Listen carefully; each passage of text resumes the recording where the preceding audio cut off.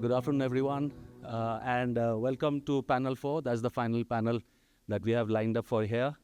The topic that we'll be discussing, as was just explained, is what gets told, media memory and representation, what gets remembered and what is erased in the stories of the Himalaya.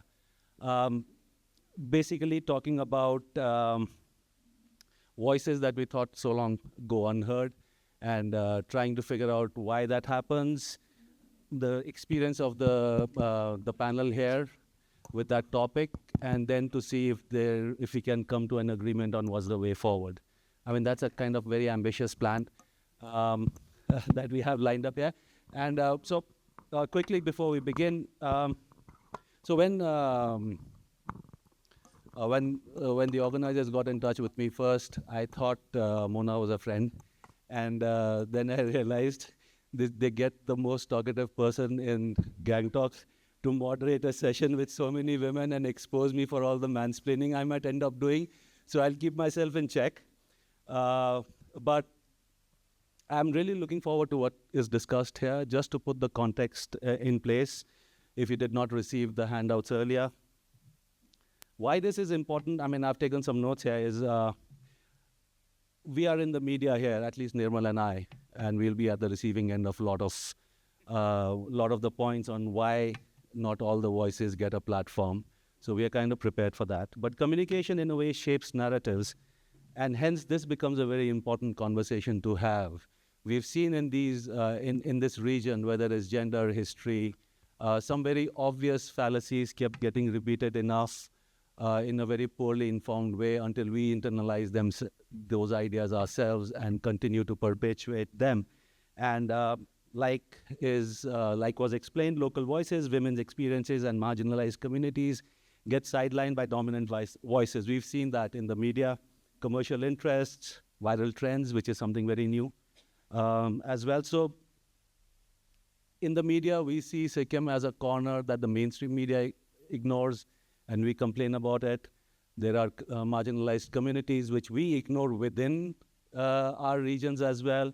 And gender, of course, like I opened with, is something that is, again, not talked, at least in mainstream media, in Sikkim's context or in the region, with the sensitivity that we think it deserves.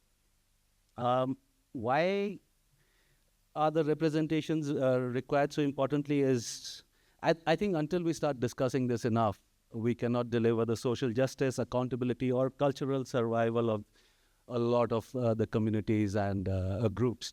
So with that very ambitious thing in mind, we bring these issues into conversation, like was explained in the previous panels as well.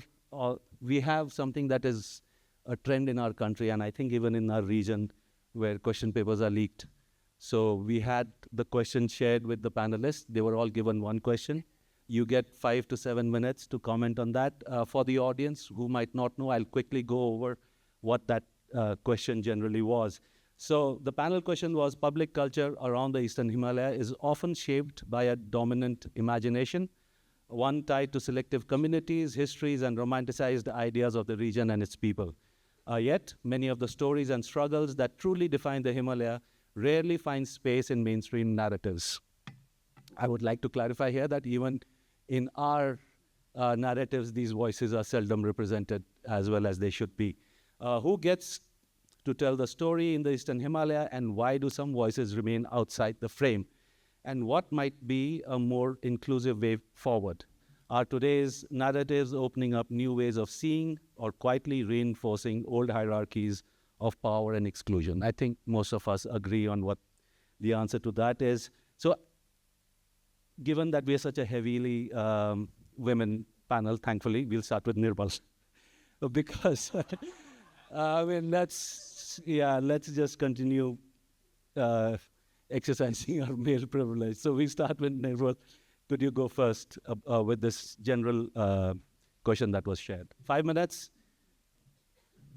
So, hello. Hello. Yeah.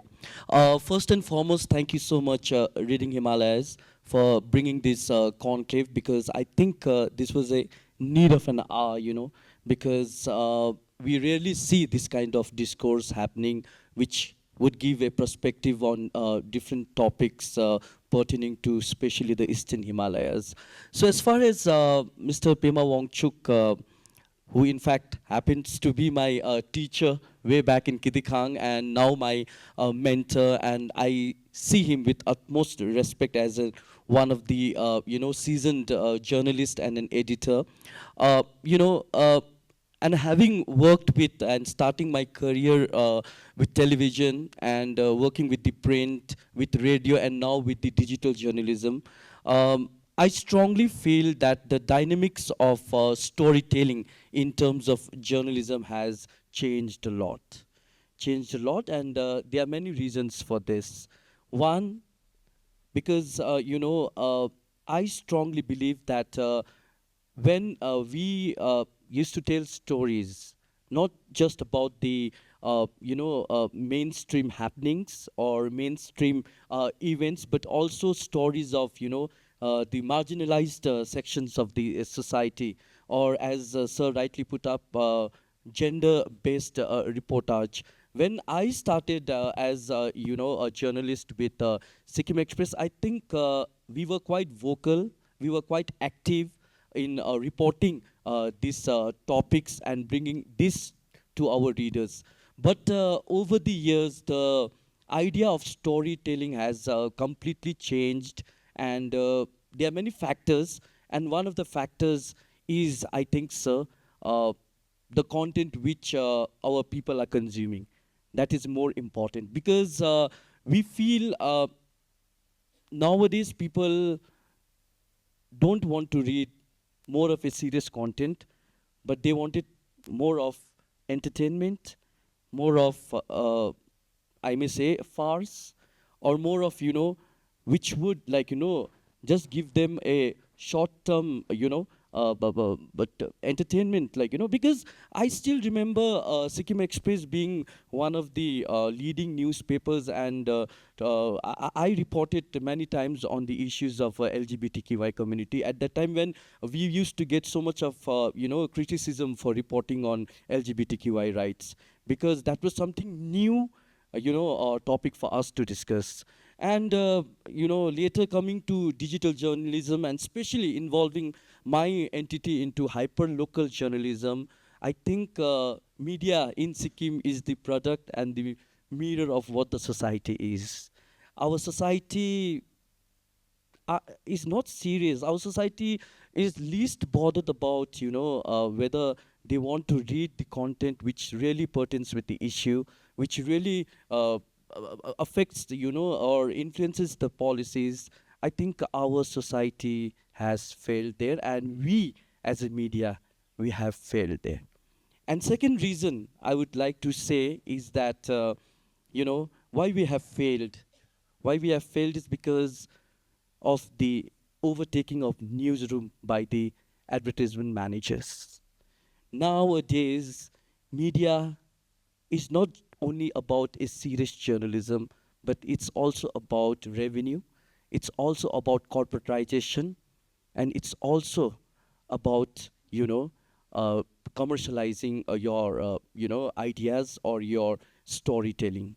So I think this has come as a big challenge for the media, especially where there's a very thin line between people who call themselves as a social media influencers and the mainstream journalists, because most of the stories are told by the social media influencers. I feel like we have failed there to address this issue, and I strongly feel that we need to, especially, have a more contemplation on this aspect as why media is failing, especially to address the issues of the Eastern Himalayas, whether it be a climate change, whether it be about the gender sensitization, whether it be about the persons with disabilities. We are failing terribly. We are failing terribly, but there is a hope with the print media, because being engaged in the digital journalism, I still feel that print media holds that onus, because still we read good articles, good post editorials, which gives a perspective, especially to the policymakers. And not in a big way, but I think, sir, there is a hope with the print journalism. But for digital journalism, I am sorry, we are in a very sorry state. We are in a very sorry state because we are now more into PR reporting rather than reporting on the main issues and main agendas which our people need to consume. That are the two factors. I think the readers, the consumers, as well as the overtaking of newsrooms by the commercial advertisement managers are the things which I think is making us more like, inefficient in a way. That's it. Yeah. Yeah, I mean, that's very cunning of you to throw it onto the print media to save the day, because like print is a dinosaur of which I am a part. And and after digital wipes us out, we have them telling us that you have to carry the carry the flag now. But there are lots of very interesting things in what Nirmal brought up. Since you already have the mic, Jenisha, let us hear your comment on the panel question. So, hello, audible.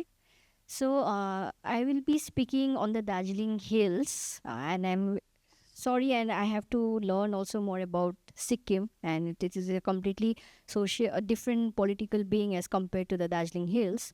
So, when we talk about Darjeeling Hills and who has the power to narrate the hills, so very simple. If you go to Google Scholar or JSTOR anywhere and you type Darjeeling, so you will get abundant articles on Gorkhaland, Gorkhaland, Gorkhaland, Gorkhaland, then somewhere T, workers exploitation. So this is the trend that goes. And whenever you read these articles, Gorkhaland, okay, Bengalis have a hegemony over Nepalis, we don't have our language, we don't have our rights. Okay, so these kinds of articles, and even the majority of the scholars writing on Gorkhaland are also the Bengalis. And we from the hills are citing them, okay? So the dominant imagination of Darjeeling Hills is that of the Gorkhaland movement, the Gorkha community, the Gorkha identity, the love for the land, Matoko Maya, the Matoko lagi aba lorne, morne, that, Josh we need to have. But when you think about who exactly is the Gorkha community, and that is my question, and I have been in my PhD for the past 6 years. So when I went to DU, it was like, yes, I am Nepali, I am Gorkhali. But then when I would come back to this place from my experiences also, along with Gorkha, along with being a Gorkha, I am also an untouchable within the community. Right? So I'm also a Kami. The Nepali che, I am Nepali, oh yes, Gorkhaland. I will also go to these morchas. I will also carry the banner of every political party. Maybe this is one Ghising's party, someday it is Gurung's party, and I will be carrying the flag and saying, yes, I am Gorkha. But when I enter the private spaces of the same community, the same unified community, I am Achut, pani nachalne jat. Yo jatko chai hudain chaina, the gande.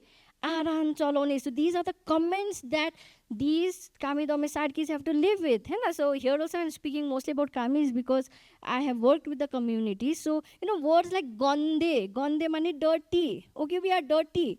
Aran chalone, moile, kale. Okay, so these kinds of racial stereotypes are also given to us. And Aran chalone, who are these Aran chalone? They are laborers, right? They are laborers, they are the working class who have built this khokuri that we carry or the dress that we wear. Nepali topi I'm lagairaheko with this pride. So this is also the working class who is also making this Nepali identity. But unfortunately, within the of Gorkha land, when we talk about the Gorkha community, we see it's a people's aspiration against the elite Bengalis. But here we are also forgetting that within the community, the Nepali Gorkha community also resides an elite class that, according to the caste stigma and the caste psyche that we have, are alienating certain labor forces. It is not only just the tea garden workers who have been exploited, but it is also the manual workers who are making the tools and implements, okay, that is pushing forward the economy of the Darjeeling society in some sense, who are being constantly marginalized. And whenever we talk about these issues, it is like, timata,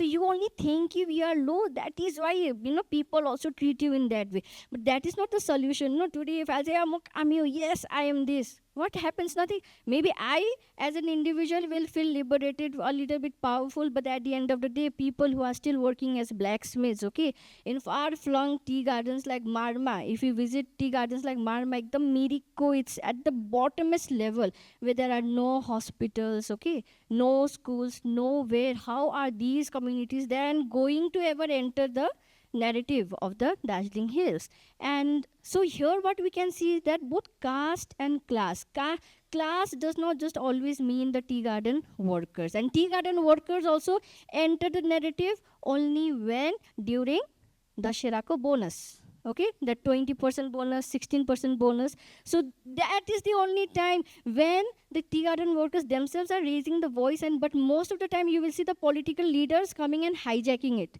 There was this one interview where I saw where students were from the tea gardens. They were saying that to reach Kersing High School, they have to travel 2 hours, 4 hours of their time it goes in traveling. Okay, so per day fursat ka.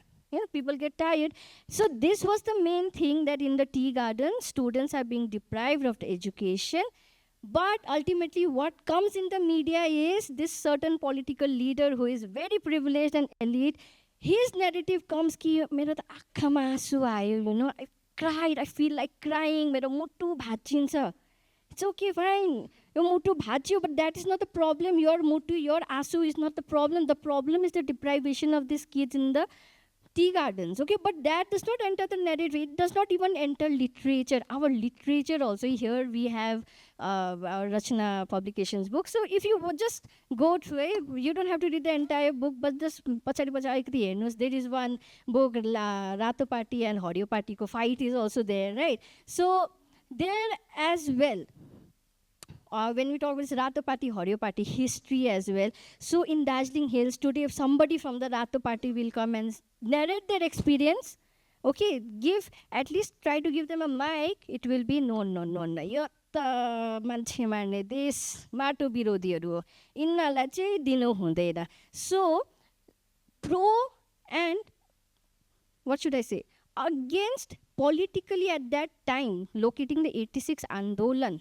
okay, or the decade, to see our own Nepali brothers and sisters, uncle, aunties, aja, ajis, right, who were part of the Rato Party, their narratives also with empathy never enters the mainstream Darjeeling narratives at all. It is only the pro Gorkha, the pro this homogenized Nepali identity that has to dominate the narratives of the hills. And also this is going on, this has been going on for decades now. I as a researcher also have realized this key, okay fine, this is going on. And there are also caste associations who have now started, vocalizing themselves. In a very recent interview, we also have one more political leader who are now asking the Kamidome Sarkis to come join the movement. Come, we need you. So there is this change of, the change of power dynamics happening.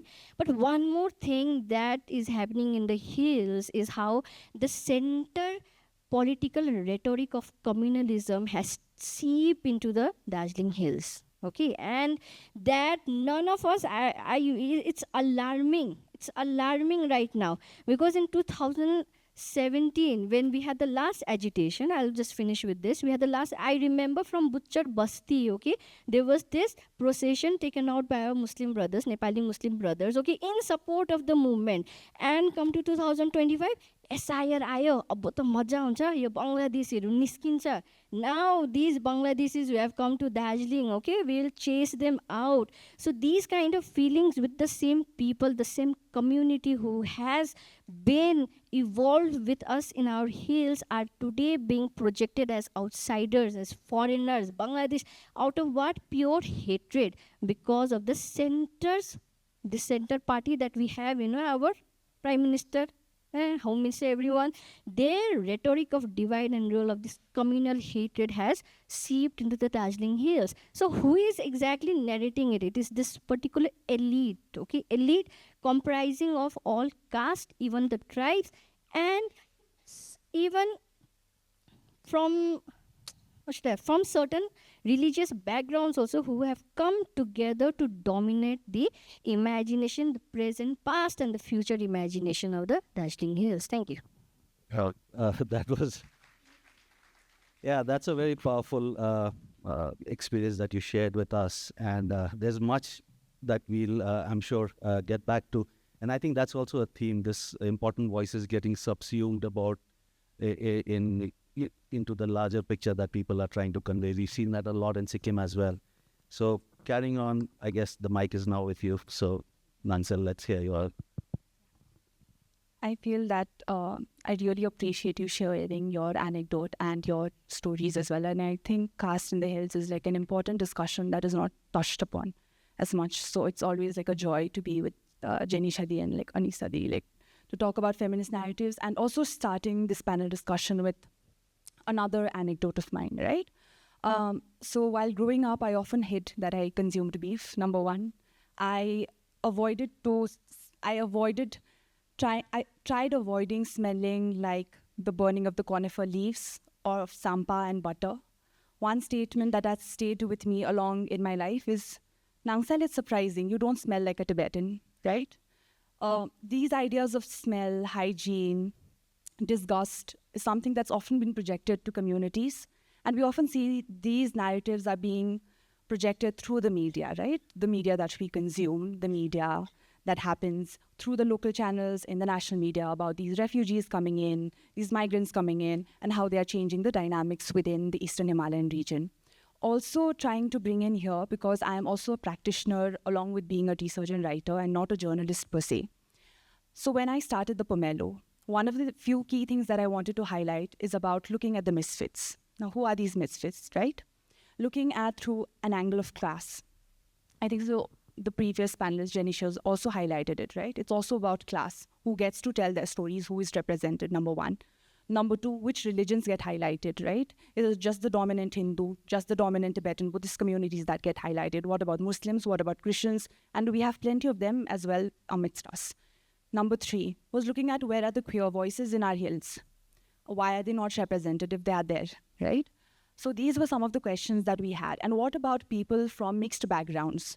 No one is a homogeneous identity. Even we are mothers, our mothers and fathers are of different communities, and I am a kid of a mixed heritage parent as well. My mom is a Tibetan, my father is a Sherpa. So looking at these identities was really important. And again, there is a lot of critique of identity politics because the way in which the neoliberal framework works. But I feel assertion of identity is also important, not just to reclaim our voices or to say, okay, I'm of part of so-and-so community, but also to say, okay, these narratives do exist, and to challenge the homogeneity. That why is it so much so that we are comfortable with whatever is familiar? We need to challenge and be uncomfortable with the unfamiliar truths that others bring to us, right? And maybe with whatever she has spoken, there might be some, we have ruffled our feathers. Maybe after I speak, there might be some other feathers that might get ruffled.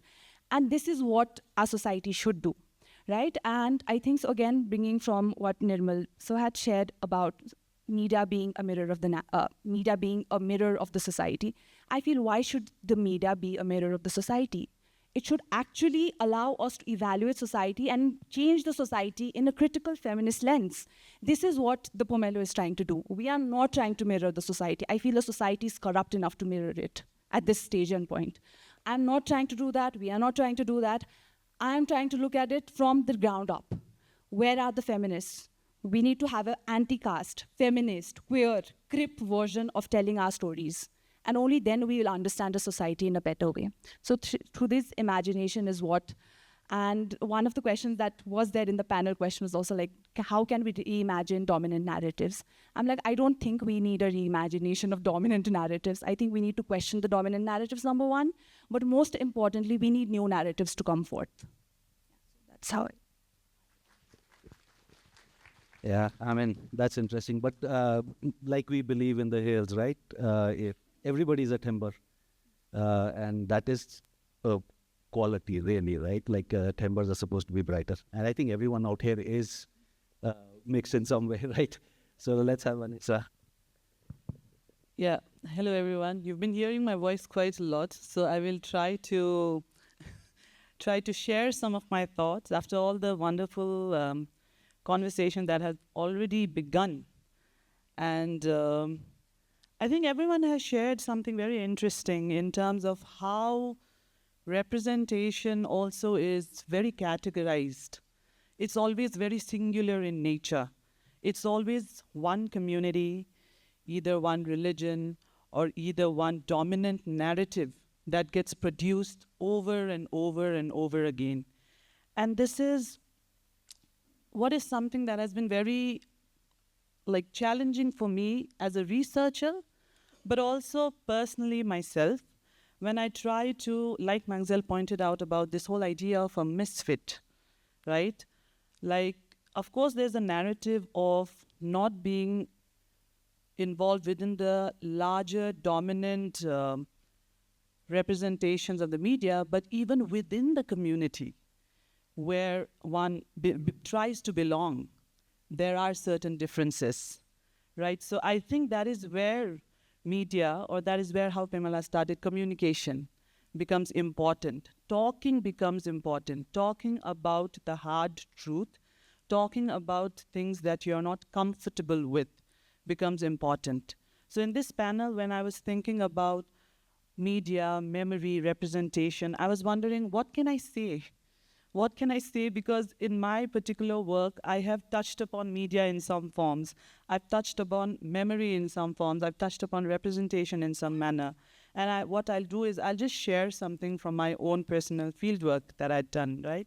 So my work was largely, it was an ethno-historical study on the historical town of Kalimpong, right? And what I was trying to do was I was trying to understand how Kalimpong became this trade town, so famous, so well known, and known for its Lhasa Kalimpong trade route. But also when I went towards the 10th mile road, the people and the communities that I was talking to were a very, very mixed group of people. I was talking to Marwaris, I was talking to Newars, I was talking to, different groups of people within the Nepali community as well when I moved further towards the Hat Bazaar. So we have such a different and a huge mix of people within our communities, right? So there is no way that, I think it is time that we can't have just one singular narrative of, be it that when we talk about who is Gorkha or who is Nepali, we can't talk about just one particular section in that manner. So one anecdote that I was thinking about was, I was trying to walk through a shortcut, and then I asked someone, what is the food that you get here? I was very hungry. And then someone said that you will get something from Hansen Bhaiya. Hansen Bhaiya has been here for ages, okay? And I was like, okay, I will go, who is Hansen Bhaiya? Then someone told me that his name is not Hansen Bhaiya, okay? He's just very handsome to look at, so we call him Handsome Bhaiya. And then I went, and then I realized that he's a baker. He bakes bread. And he's been coming and sitting in front of Ishiomai. I don't know if people from Kalimpong are here, you will know. And he's been giving the breads, he's been carrying about in the tin, and he's been coming and taking rounds, and he's been sharing the food for the people. Where are those voices? Where are those narratives in the dominant media? Yeah? But of course, now I think what is also slowly changing is with the digital with the new digital points, a lot of people are coming in and sharing these reels where they try to show this, all those images. I have certain thoughts about that. I don't know how I feel completely how it is done. But I think in one way it's good that there are some voices that are coming out. There are some representations happening. However it is, at least it's happening is my point. Otherwise it was not there. Not having it is also problematic, no? I think we need to realize that as well. I think I think I'll stop at that. We can have a conversation and then we can carry forward. Yeah, I mean, you should have had Handsome Bhaiya's stall here as well. We could have tried the bread and checked out his looks if he deserves to be called that. I think he deserves it. Yeah. So, I mean, let's continue with you because the topics that you've covered in your research and what you talked about today as well. And Kalimpong is kind of overrepresented here because I'm also half from Kalimpong. Oh. So yes, there we go for Kalimpong. But what I have noticed about Kalimpong a lot also is that Kalimpong is always represented, and this works in very well with this theme. It's always seen as this border town which is in the way to other places. Like you're in Kalimpong because that's the final trade town to Lhasa and things like that. So it's like an trade entrepot or a portal really connecting to Sikkim and to Tibet. Whereas Handsome Bhaiya is one character, whereas it has its own stories. It has so many stories. So how have you looked at that? Like, why is it that then Kalimpong always gets seen also as this marginalized place, whereas for Kalimpong is the main character syndrome, right? For Kalimpong itself is the most important place to be, which gets stereotyped as a nest of spies and all that. So has your working on Kalimpong, being from Kalimpong, in some way also helped you think about how what are pegged as marginal or border towns or entrepots, whether they also deserve to be represented more strongly? Has that influenced how you think about your other research? Yeah, I think Kalimpong is overrepresented, possibly, let's say, within the region as such. But also when we move it towards, like, if we look at the larger scale in terms of academics, slowly now there has been a shift, what I noticed. Earlier it was all about Darjeeling. A lot of people were talking about Darjeeling and writing about Darjeeling. But now I think maybe the oversaturation is taking place. And now the field sites and, the research and all are also moving around and changing. And so now I think people are also moving towards these other border towns and spaces. And there comes in Kalimpong, right? But for me, being from Kalimpong, I think has given me a lens to not stereotype anyone. I would not want to assume anyone without asking them where they're from, firstly. That is one of the questions that every one of us, when we go outside, first when we ask them, where are you from, right? No, where are you actually from? It's always followed, that question always gets followed. And I'm a little tired of that question. I've stopped answering. So, but I think because of being from such a mixed space, I think it's something to kind of, hold on to, and also to kind of try to use it in our daily lives. So that's what I do. So all the border towns and spaces, I see it in that manner, that, it's always mixed, and I find a way to find all these kind of mixtures in different spaces as well, be it border town or not. Because everyone has multiple identities, multiple representations. It's never singular, is what I would like to think. If anyone else wants to add something. No, that is because, that is what we in the hills have suffered always, right? This easy stereotyping. One example that I always think of is when Prashant Amang wins. What was it? Indian Idol? Okay, Indian Idol. And so at that time, it was a while back. So I remember at that time we wrote an editorial in our paper, like it might not be the best idea to link your identity to a reality show, because what if he doesn't win tomorrow? Like if you're going to say that if he wins, because that was one of the arguments, if he wins, then India will have to accept Gorkhas as Indians, right? There is no doubt about that. And he won. We can all discuss whether he was talented enough or not. That's a different discussion. But he won. And what happened immediately after that? An RJ in Delhi cracks a joke where he says that now if all the Gorkhas start winning Indian Idol and becoming talent scouts, who will guard our houses? And there went the entire hype that was built around it. But going from that virality, thank God we didn't have Instagram at that time. So what you mentioned about the reels that are being made, so I'll take that to Jenisha.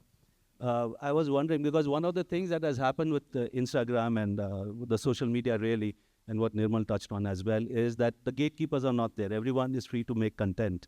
And we've seen that elsewhere in our country where people have earlier taken to TikTok and now Instagram to make also very politically strong statements, individuals. Do we see that in the field that you are researching? Do we have Dalit voices from the hills going on Instagram or whatever other options are available to them to make some noise, really? What has been your experience of batting? Last year, yes, there was this guy called Rajat Tamang from Shillong. Hey? Yeah, he was from Shillong. So there he was doing this live music लु गीत कुन चाहिँ भन्न त्यसपछि पैसा हालिदेऊ, that kind of video. So he had many views. So there somebody had told him कि that your voice is not that good. Then he became very angry and he used, ओइ तँ दमे साला त्यस्तो भन्छस् मलाई, तँ दमे. So when this came out, that we had this viral clip, then all the people from, and mostly I would say here also we have this gender disparity, okay? So all the men from the community took to Instagram, social media and all, writing about it. And again, so we do have such platforms, and here also again I would like to say that when these kinds of comments were made by someone called Rajat Tamang, so the responsibility to fight back such comments was again with the Dalit communities only. We did not find that form of larger support from the so-called political Nepali society community as a whole. We did not find those voices. And in fact, in Sikkim, we have this one Instagram page called Sikkim, I forgot that. Sikkim, money, they make all these kinds of, it's not Sikkim something. There's this Instagram and Facebook page, okay, where they had in Comedy, humor, joke. So there's this one page, no? So there also they began, first of all, they began with the reservation and all, okay? Then again, ki reservation pairing or this. So then we had one girl, she is from Kalimpong, so she alone was fighting over there, okay? Ki, why are you saying all of these things? Then the matter settled down. We also went and we also what and I thought, then it died down. But again, that page has come back. You know, there is this trend कि मलाई त दामी छ, मलाई त दामी लाग्यो र त दमै DAMAI लेख्छ क्या, मलाई चाहिँ दमै लाग्यो. अन्त दमै भनेको भने होइन हामीले त दामी पो भनेको त, यसमा अलिकति कमी रहेछ, अब कमी लाइक KAMI लेख्छ होइन, यो त अलिकति कमी लाग्यो मलाई भन्दै. So you know, these kinds of social media has also become this place where we can't breathe peacefully. And here I think so from Nepal we have many creators, okay, who are saying yes, I'm a Kami, I'm Vishwakarma, Maruni dance. So they are doing that, but here in the hills, hills I feel that we have this tendency to be elite. Okay, we are elite. Even I am that elite. So when I say I'm also speaking, no, right now, I'm speaking for somebody else's experiences. So I'm also this elite person. So hills, we have become very elite in our approach towards things. But whereas our Nepal, if you look just Nepal, you will find those Instagram, how they are utilizing those platforms. But that form we do have, but we are like, yesterday we were saying, no, post-crisis management, pre-ma ta hami garदैन. So here also, somebody does chick only baji to us, then we go and fight, yes. But apart from that, we are, okay, silent. But we are like, I will go forward individually. मलाई चाहिँ individually म अब नाम कमाउँछु. We have, I won't take their name, but flow ma niskiन्छ होला, but I'm controlling not to take their names, okay? So Safe space, you can take names, I'm sure. But flow ma, it happens to me. So I will just... Yeah, I mean, no, just with that, because what you're saying really is that it is still, they are using social media to react, right? Like someone makes a nasty comment, an insensitive comment, and there's a lot of pushback to that. Are there, I mean, it will be nice for us to also check out those handles. Are there also voices that are irrespective of not reacting, but are there also strong voices saying that, okay, like this is a problem and it needs to be addressed, as in from the community? There is no such... No, I don't think so. And I think so Binayakda over there would be able to shed more light on that. But as of now, no such strong voices. Yeah, I mean, so Nirmal, I mean, you mentioned about how there are so many other concerns, pressures working on the digital media, let's say media is media, right? Could you just share with us basically what, and I know that we don't normally have editorial meetings, but when you have something important, let's say to organize a discussion and whom to call, what does that look like at Sikkim Chronicle? Or at some of the other places that you worked? What are the issues that you look at? How do you decide that, okay, this is something we're going to pursue or discuss? So basically when I was working with Sikkim Express and Telegraph as a Sikkim correspondent, we had this organizational setup where we used to discuss our reportage with the Dex editor. And it was them who, from Calcutta, who would, guide us in structuring our story. Like, basically to form a story by talking with people, taking bites, and building up a narrative. So this was the structure which we followed in the print media. But when we come to digital media, as he said, digital media is really, really hazardous nowadays. I am in digital media. My profession is in digital media, but still I say that, whatever you see and whatever you watch may not be true every time. Because, what you are representing, and what story you are telling may not be true sometime. So why I'm saying this is because, digital media totally works on algorithm. It totally works in algorithm. And my, manager, who is responsible for bringing revenue in the organization, oftenly says that you guys should do a video which would garner more views for us, more, likes, reactions, so that we can get some dollars through Facebook and YouTube.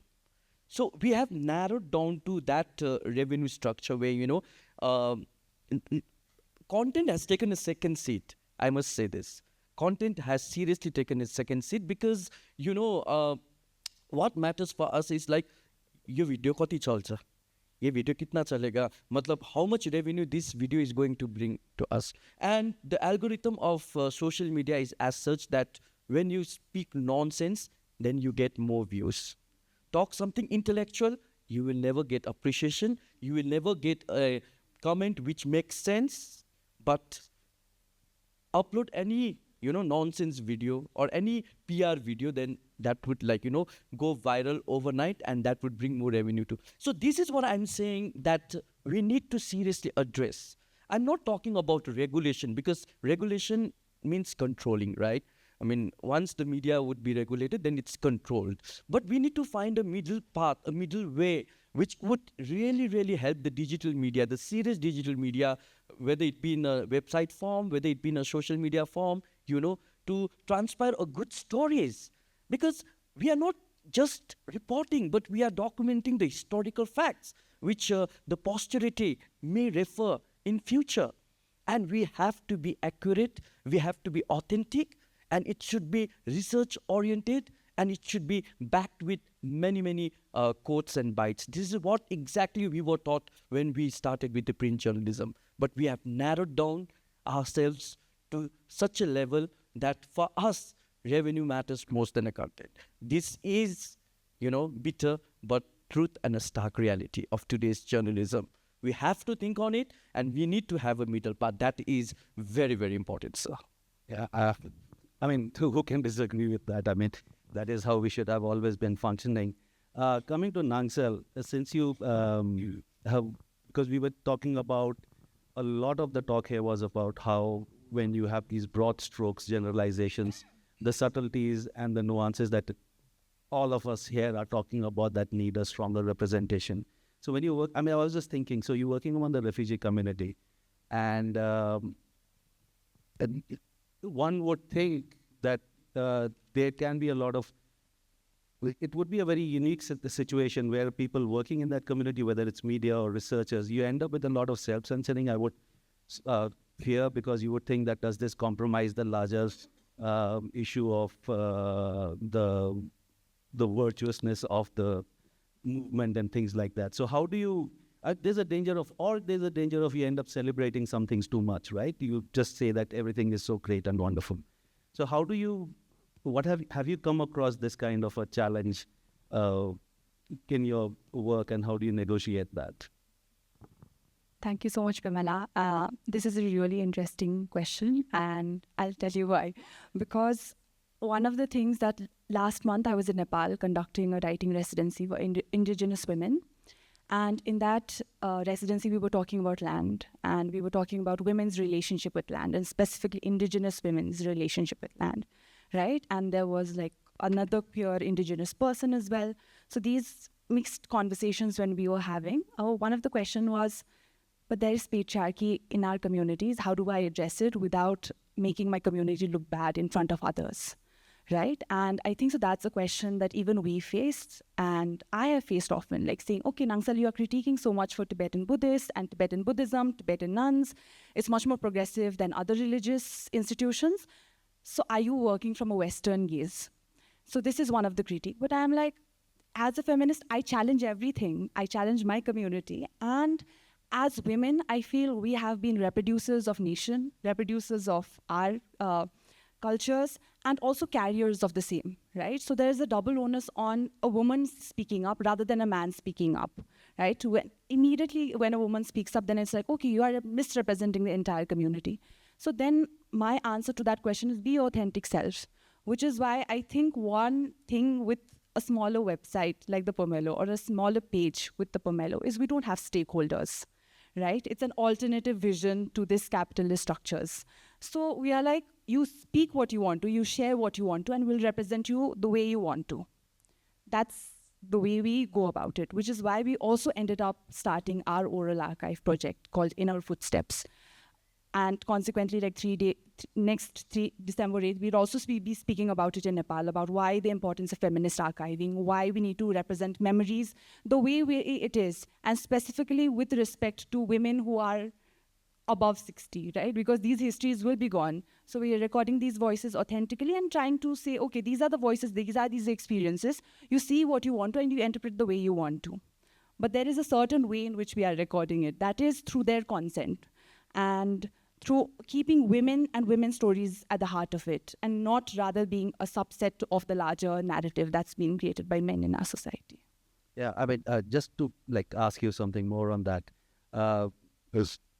What has the response from the women been like? Because you're also inviting them to remember something that many of them would have forgotten. I mean, I had a friend who was in the census surveys, which is again already so delayed, but he was conducting a survey in a village near Kalimpong, and he asked a lady what her name was, and she said, I don't know, Nirmal, right? Like that's how a lot of women, like everyone calls her Nirmal, and she becomes, and he said, no, I want what is your actual name? And for a moment, she forgot what her real name was. She actually turned around and shouted in outside and said, like, whoever she called and said, and she said, what's my actual name, right? When she's been Nirmal Lama for so long.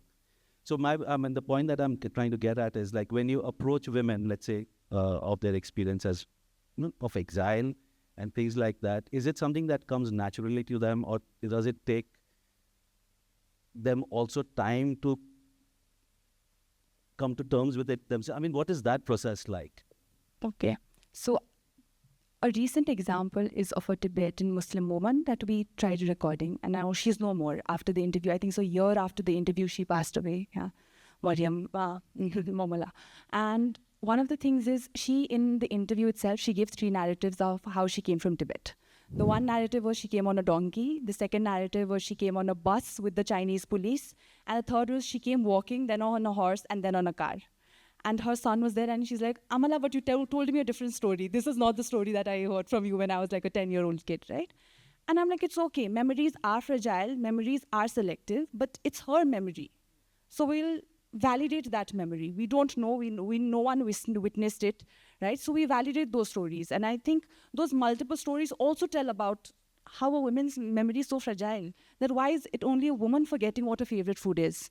Like when we ask, what's their favorite food? They will know what their husband is, what their children is, but they don't know about their own favorite food. And these are these stories.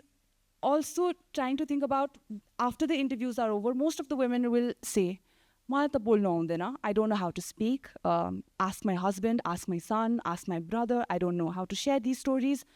The other narrative is like, after having spoken, after having cajoled her into speaking something, they will say, did I speak it okay? Like, is it intellectual? Will it make sense in your research?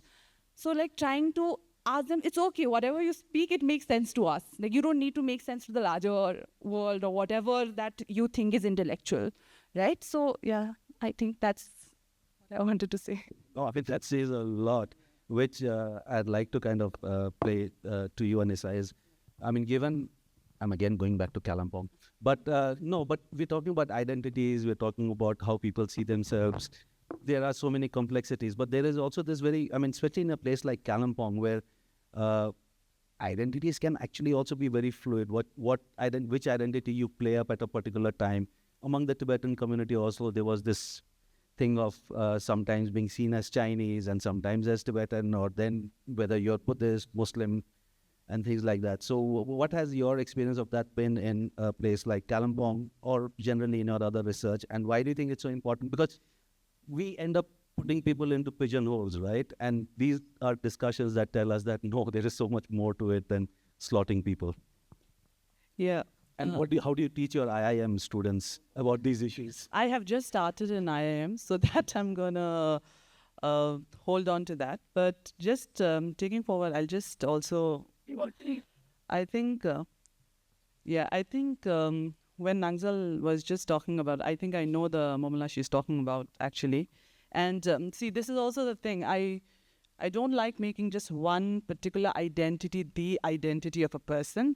So I'm also a Tibetan Muslim, right? And I don't like shouting it out across that, because that is not the only identity I have. But I know the moment I say that, I'll be clubbed just into that. And I try avoiding that at every single moment. I'm being very upfront and honest here and sharing that with everyone. But because it's a narrative, and because these memories that she also mentioned, right, these memories are very faded. These memories will also get faded. And it's fine, like she mentioned, these were the memories of the people of the Tibetan Muslim community, Tibetan Buddhist, Tibetan Christian, or many other minorities or many other groups who are never heard, right? Because I'm trying to think over here, how many of us in our own friend circle or groups know people beyond our own group of people that we hang around with? You know, do we know someone beyond who can give us a different perspective, who will challenge our thoughts? I don't know. If you have, it's great. But if not, maybe it's time to think about it.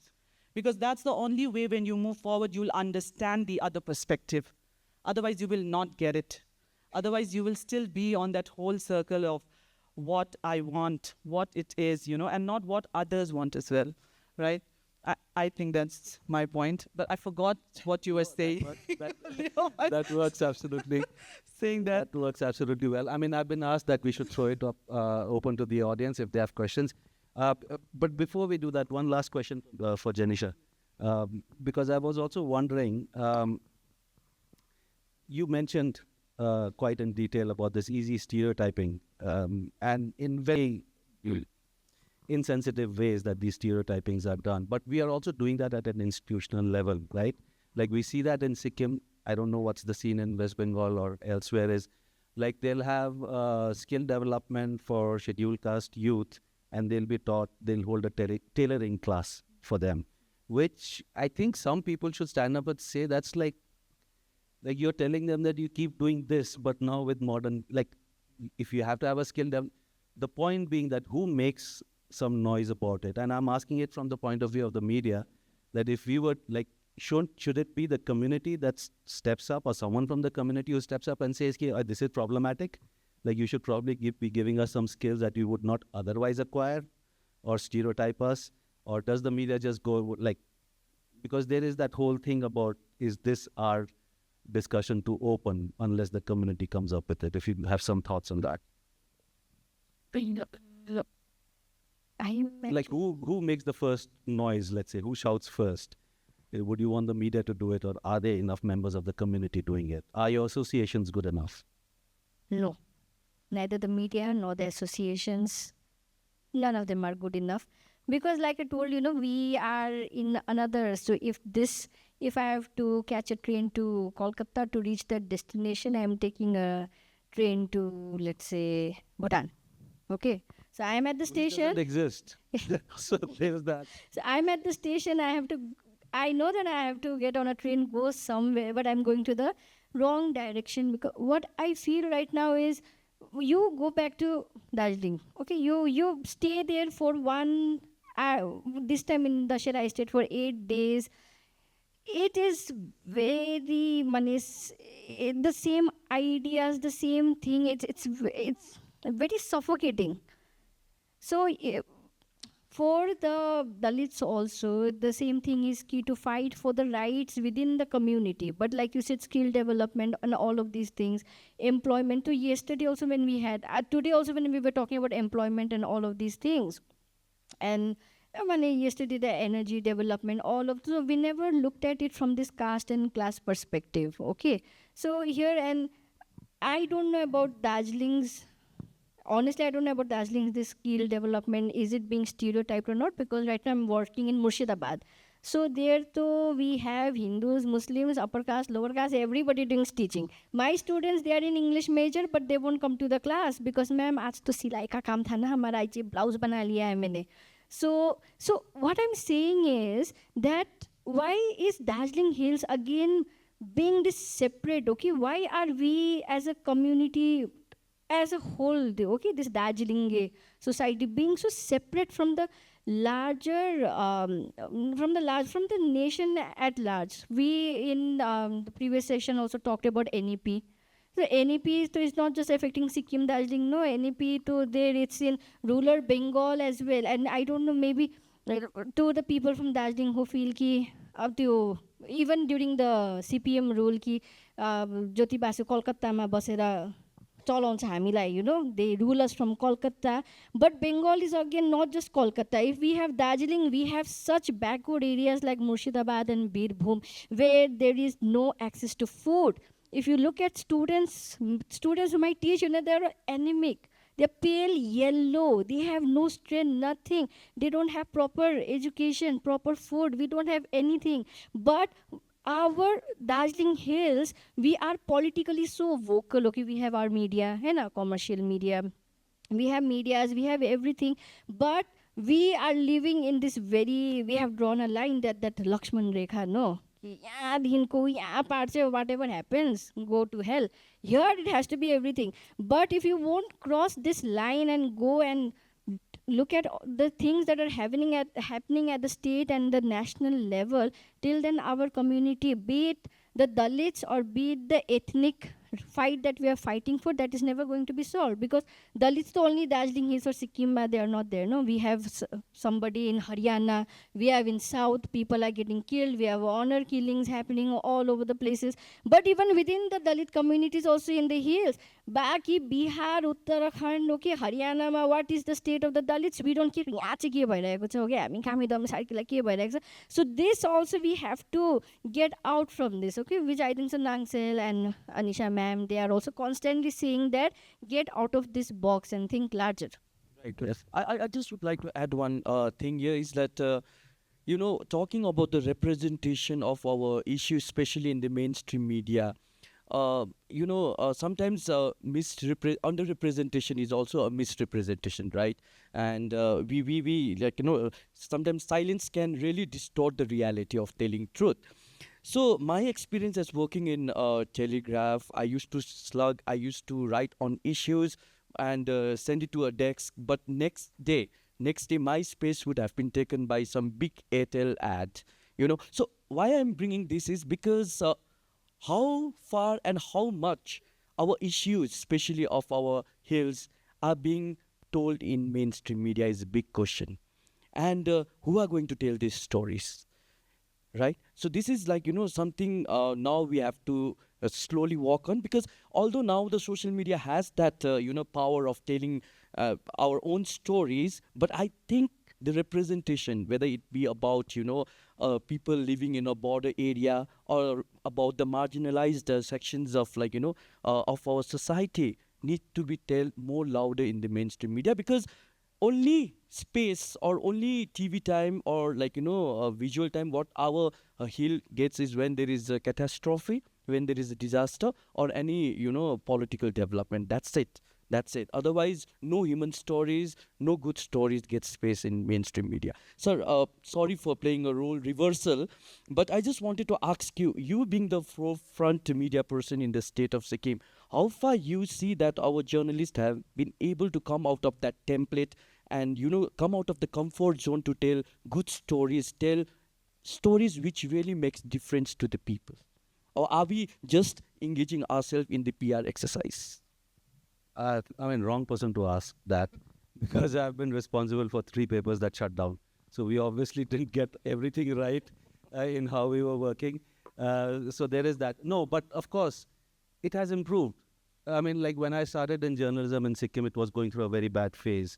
So at that time, I was the only person hired as a journalist. Everyone else was a cottage industry. Editor, publisher, ad man, distributor, everything was just one person doing it in different publications. So from that to today, I believe Press Club has what, 200 members or something like that.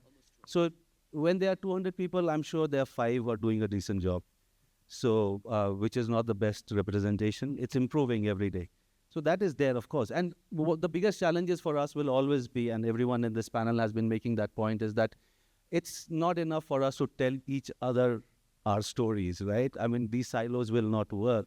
It has to address a wider audience, and that will be the larger challenge. I mean, Sikkim cannot report on Sikkim very well for the Sikkimese. I mean, that's only the first step.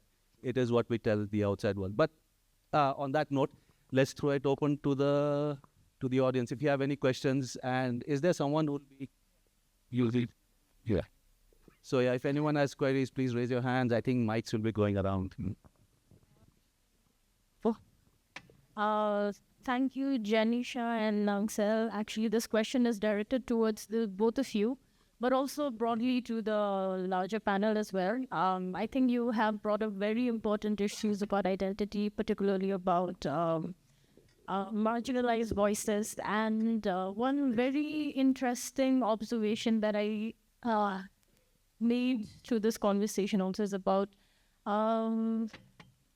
coming from a Dalit community myself. I think I also struggle with this question of identity. And identities are fluid. Like, yeah, we know it theoretically, it's fluid. But then in the reality, I am a mix of, like, my mother is from another community, my father's from another community. But then we carry like the name that we carry, it's patriarchal, right? The society is patriarchal. And then particularly in the context of Sikkim, I don't know about the Darjeeling and the Kalimpong Hills, but what I have also observed with the rise of indigeneity and indigenous voices, there seems to be like a bit of, I guess, these boxes like very strongly, like I am a Rai and I'm a Rai person. But then again, we're completely almost ignoring that there are like our parents are mixed, our communities are mixed, and what about these voices, and what about these, how does one negotiate such identities in media? I think that is my question to the both of you.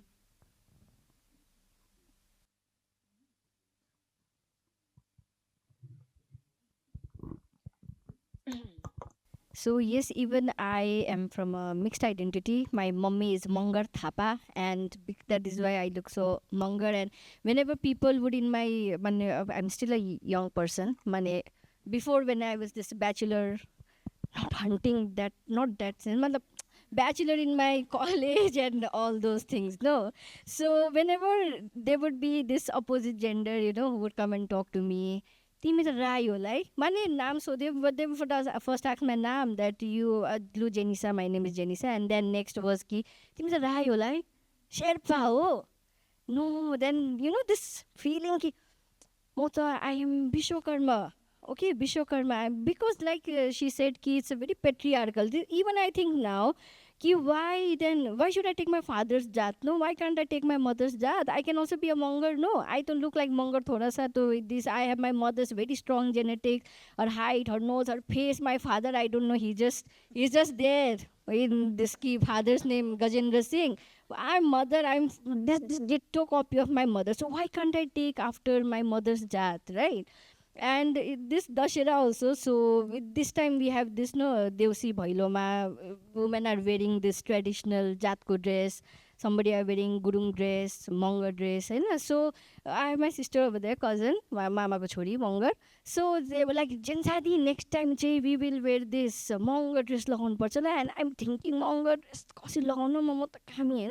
then I thought, I'm a कि त म मारुनी लगाउँछु कि त म बक्खु लगाइदिन्छु त्यो neutral बक्खु हो कि म बक्खु लगाइदिन्छु देन माई छेमा सी सिङ किन त Mangar हो आमा मगर त्यो आमा मगर होइन अन्त so you wear this manga dress so that is what I'm saying. Even I have this question: why can't I take after my matriarchal thing? And I can be a monger also, but again, the society it is functioning in this very patriarchal way. Ki baba ke naam chalcha. But if my mother would be here, then she would be fighting with your keko and all that. But someday, maybe our mothers, they will also get a platform because they were the ones, who created us. I always feel that my mother and father, okay, my mom and dad, they say this ki Saraswati Puja ko din bhageko around 85, 1985 ma they had kati ana थियो रे and they went Siddha to Guwahati. Okay, they had just met for 1 month. And 1 month they had met, they fell in love. So, but when I look at my mother, she's a very strong woman. At that time, to fall in love with a Kami man, to get married to him, and then again raise kids, all the while she was being boycotted by her maternal family.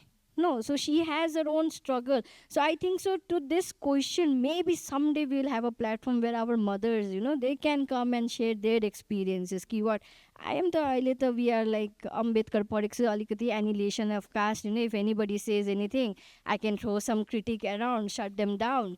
But our parents, they did not read Ambedkar, okay? They did not read annihilation of caste. But without that knowledge also, if they had that courage and bravery to overcome caste barriers, and look at us today, we are so stuck in this identity politics. And Nangsel.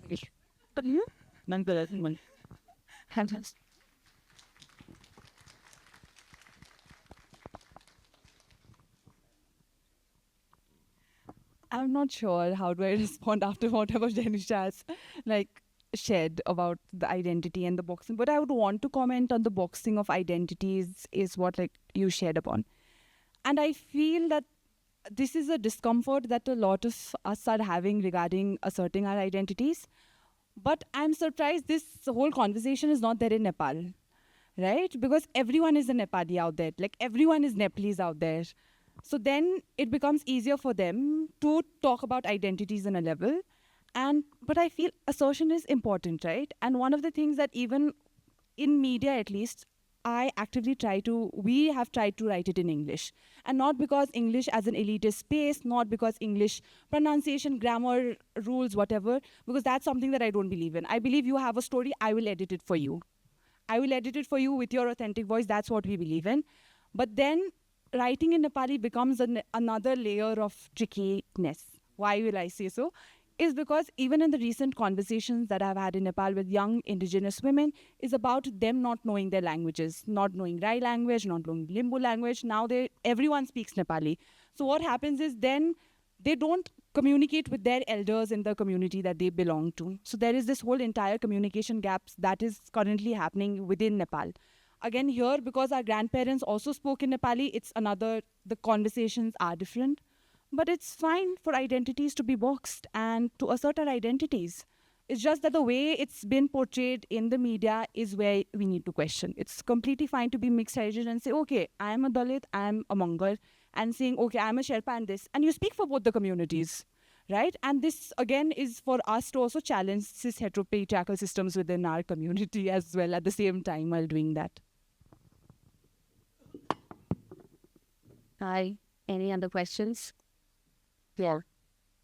My question is, this is something that I think Confluence is doing, which is digitalizing and saving the visual frames of our region. And I think as I've gotten older, I think that's a very important work that the Confluence is also doing, right? With their sort of storing the visuals, which is very important.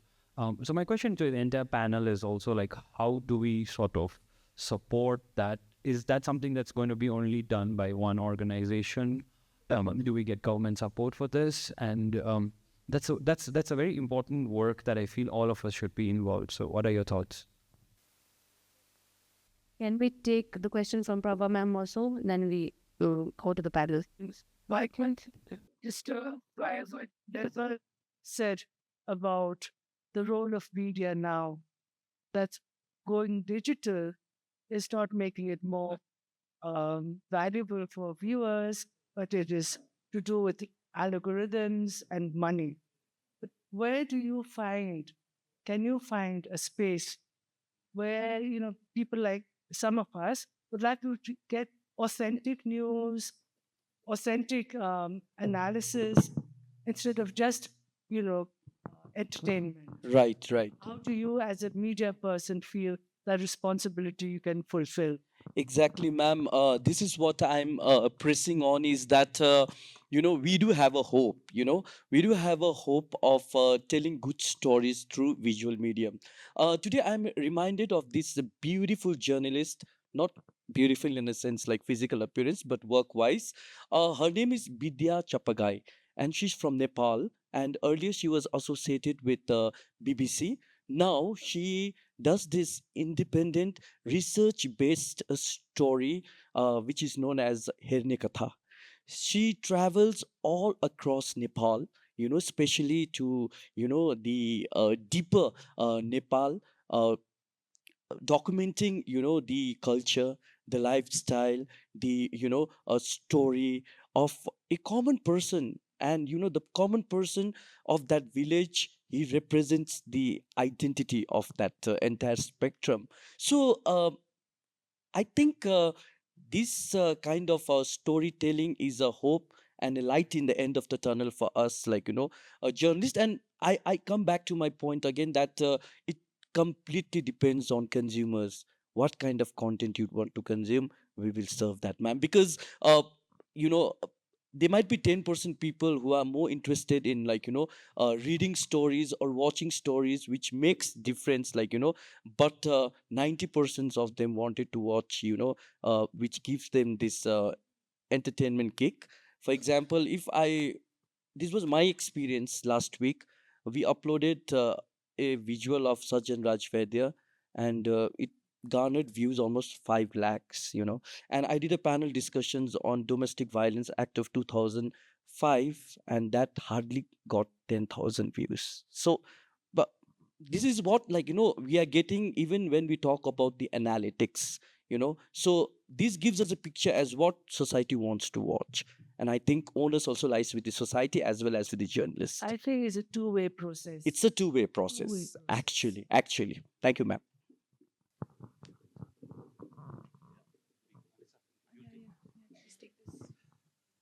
So I think Basically, whose responsibility is it to record the different perspectives and voices? Like, there being Confluence is doing something, you're doing something, but should it be a collect. I think whose responsibility it is to have a recording of the visuals per se, right? I think everyone is trying to do what they can in their own little, like, in their own little spaces. Nangsel talked about Pomelo. We are trying to have certain space with Reading Himalaya. Nirvan mentioned Confluence Collective. And I'm hoping that there will be more such voices that would be coming up and recording and seeing what is the missing gaps, and trying to fulfill that. And maybe that is where the youth should also come up and also try to take it forward. And what are the things that are not being, said? What are the things that we are not comfortable with? Why do we have to represent, like, why do we have to take the baggage of representing the community in a very good way? Maybe the community is what it is. Maybe it is bad, maybe it is messed up, but that is ours. So we need to kind of accept it and also try to record it in its way, right? So I think that is what I would say to Nirvan's question, that it is our responsibility in individual basis as well, but also in collectives, in different, forums as well. So we are hoping that this would continue in different ways, if I may. Good evening, everyone. I'm Rohit, and I'm not asking any question. I'm just making a small comment. What Ma'am was mentioning, who's responsible for this thing? I think we as a society are the major culprit. Reason being, we ourselves are dividing ourselves. We are drawing the boundaries. Like Ma'am was mentioning sometime back, what is happening in South or what is happening in Haryana or something. I represent Haryana. So the moment someone asked me, where are you from? I was having a discussion with Usha ma'am. She asked me, where are you from? And I said, I'm from Gangtok. And I take pride in this thing, to be honest. No, where are you from? And I was like, I'm from Kupup now. No, where are you from originally? Okay, I'm from Haryana. So this is my perception, this is what I have learned throughout my life. If whenever I'm saying I'm from Haryana, first three things which will come to your mind. Oh, you must be having a black Bolero, black Scorpio with black film. You must be ready to fight with anyone, so loud. And there must be honor killing in your home or in your nearby. Always. This is the normal perception. The moment someone talk about or see a northeastern person, oh, Bahadur, Momo eater, Shinki. These are the pathetic words I have heard in my life. And this is who, we are the person who are dividing each other. And no one is, and the worst thing I'll tell you, it's my perception and totally my take, the moment we start dividing based on the caste, there was a time in the news that used to come, some ex-person or one lady she was raped and killed at X place. But now news comes, ek Dalit ladki. Why do you want to mention Dalit? She's a lady or a girl. You just focus on that thing. Why are you dividing? Why are you drawing the line in the first minute or first second? Why Dalit? If suppose it was from a general caste, then what? Life matters of all. So don't draw lines based on caste, your color, the region. This is the thing, teachers, mentors, and everyone. We have to talk to our families, our kids, and everyone. Thank you. I think, thank you for your closing remarks. I'd like to call it that. And thank you. Okay, sorry. Just responding to that, बाकी सब fine है. Even my husband is from UP, तो वहाँ पे भी तो ये सब होता है, ठीक है? I went to my ससुराल and they were like, Chinese हो तुम? And it's like fine, ठीक है? But see, if I'm a Dalit, है ना? And if by something happens to me in UP and I'm dead, okay? So maybe the news will come out like Chinese agent मर गई, है ना? Or something like that. But the thing here, you said कि why right कि a Dalit lady has been raped, okay? So this question, this is very like sort of sensitive, no? क्योंकि see our system, and this we are saying no, it is our fault. I don't believe. मेरा कल से मुंह में ऐसे खुजली हो रहा था. This government understood. Government is at fault here. It is not our fault. NEP, what is NEP doing? When I was doing my honors, okay, we used to read Dalit literature. In-depth discussions होते थे, okay, in classrooms. Social discussions होते थे. What is NEP doing? पर निकल नौकरी कर, call center में जा. So government slowly, through education system or other things, they are trying to create this very divided, what should I say, socially dumb society, because if the society is aware, then the government is always in danger, no? But यही government बार-बार आ रहा है कि vote तो हम ही दे रहे हैं. NOTA का भी we talked, but why NOTA? It is the government who is controlling us. They have the entire apparatus to control us. You may not agree, but this is, yes. And yesterday we had our professor, okay, we had our professor Hani Babu, who was granted bail yesterday. News आया है. He has been in jail for the past 5 years. What is his crime? Nothing. He was uplifting students from the marginalized communities. The professor is being jailed for that. उनकी किताब वो laptop में they got this communist manifesto, कुछ मिला है, communist word, then he is a Nangseli. Arrest him. 5 years of our professor, okay, and that professor has guided me throughout my life in Delhi. And that it is through people like Hani Babu, Hani sir and all that we have come across this term Dalit, okay? And why this term Dalit, you know, it holds, it is talking about this power, okay? You know about Uno, Hathras, है ना? Justice कहाँ? Justice नहीं है ना? Society में the idea of justice also is also divided on the lines of caste and class. We have to accept this, okay? If a general caste lady is rape, in all is bad, ठीक है? It is bad. This is also, it is also, the class also plays role in that. But when a Dalit woman is raped, सिर्फ मतलब एक मार दिया एक news में आया, that is not just rape ना. रेप का बस वो एक डेफिनेशन नहीं होता है, but through years and through centuries, through प्रथाएं ट्रेडिशंस भी से ना, देवादासी सिस्टम चल रहा है, ये सारी ये सब सिस्टम्स होता है. तो it is always the Dalit women who have been historically placed as prostitutes. Dalit woman, when you say you are a Dalit woman, it makes you carry that historical baggage of being a prostitute, understood? Where the upper caste woman, very Sati Savitri, ठीक है, घर में एकदम इनको सुरक्षित रखना है, whereas the Dalit woman एक ऐसी औरत है वो who is accessible to all men. Okay, she is accessible to all men. So when we say क्यों दलित woman ही लिखना है, we have Hathras and Unnao, witness आ रहे, witness रास्ते में मर रहे हैं, है ना? If we can find other cases where in other instances women to get justice these things have happened, या उनके फैमिली उनके घर वालों को जला रहे हैं, राइट?